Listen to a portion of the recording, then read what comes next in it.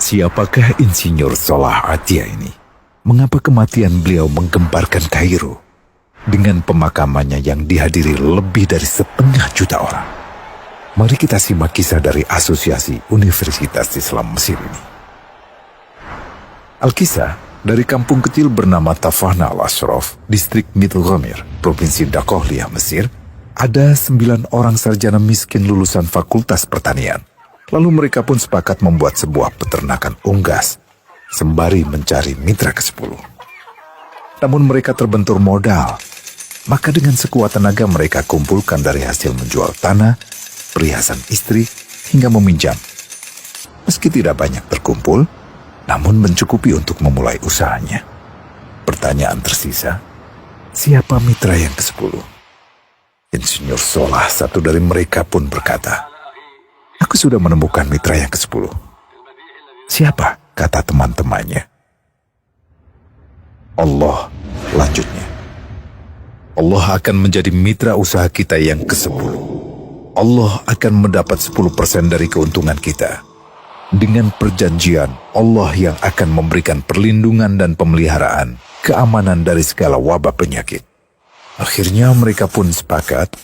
Kontrak kerjasama pun ditulis secara rinci dan dicatatkan ke notaris, lengkap dengan peran mitra ke-10 tersebut. Tak disangka, setelah 1 musim bisnis mereka langsung meroket, jauh dari yang dibayangkan sebelumnya. Lalu mereka pun kembali bersepakat menambah jatah keuntungan mitra ke-10 menjadi 20% di musim kedua, dan begitu seterusnya hingga mencapai 50%. Lalu bagaimana keuntungan mitra ke-10 itu dialokasikan? Dimulai dengan membangun sekolah dasar Islam putra, lalu lanjut putri, kemudian sekolah menengah putra, kemudian putri. Tambah lagi madrasah aliyah putra, lalu putri. Tapi karena keuntungan terus membanjir, akhirnya dibentuklah Baitul Mal. Dan mereka pun mengajukan ke pemerintah untuk membangun universitas di kampung.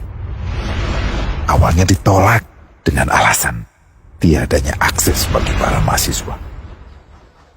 Tak berapa lama mereka pun mengajukan pembangunan universitas lengkap dengan stasiun kereta beserta jalurnya dengan biaya mandiri. Akhirnya permintaan ini disetujui, dan pertama dalam sejarah Mesir berdirilah sebuah universitas di perkampungan kecil. Semakin berkembang, dibangun pula fakultas kedua, ketiga, keempat hingga asrama putri dengan kapasitas 600 kamar. Lalu asrama putra dengan 1.000 kamar. Tiket kereta api pun digratiskan untuk memudahkan transportasi menuju kampung tersebut. Tak cukup hanya itu, dibangun Baitul Mal berikutnya hingga hilang kemiskinan di daerah tersebut. Dan program ini diduplikasi ke kampung-kampung lain hingga bisa dikatakan tak ada kampung yang disinggahi Insinyur Salah kecuali akan dibangun Baitul Mal untuk warga.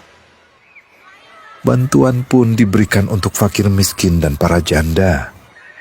Pemuda pengangguran pun dilatih untuk mengelola perkebunan sayur hingga mandiri, bahkan sampai bisa mengekspor ke negara tetangga.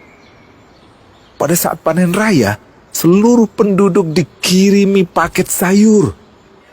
Di hari pertama Ramadan diadakan buka puasa bersama untuk seluruh penduduk desa. Mereka memasak dan hadir ke lapangan yang dipenuhi beraneka makanan. Disiapkan juga perabotan untuk gadis-gadis yatim yang ingin menikah. Dan ini semua merupakan sedikit dari banyaknya kebaikan yang dilakukan oleh Insinyur Salah.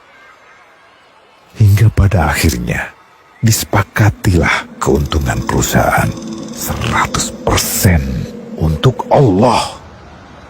Insinyur Salah yang awalnya adalah salah satu mitra usaha berubah menjadi karyawan Allah. Dia hanya menerima gaji, namun dia memberikan Tuhannya syarat agar membuatnya hanya butuh kepadanya dan hanya meminta kepadanya. Inilah sosok Insinyur Salah Atia, aktor utama kisah menakjubkan ini. Keikhlasannya membuat ia sama sekali menolak terkenal di media massa. Dan kini, Meski orang yang melibatkan Allah ke dalam bisnisnya ini telah wafat, terbayang seluruh amal jariahnya yang selalu mengalir untuknya. Masya Allah.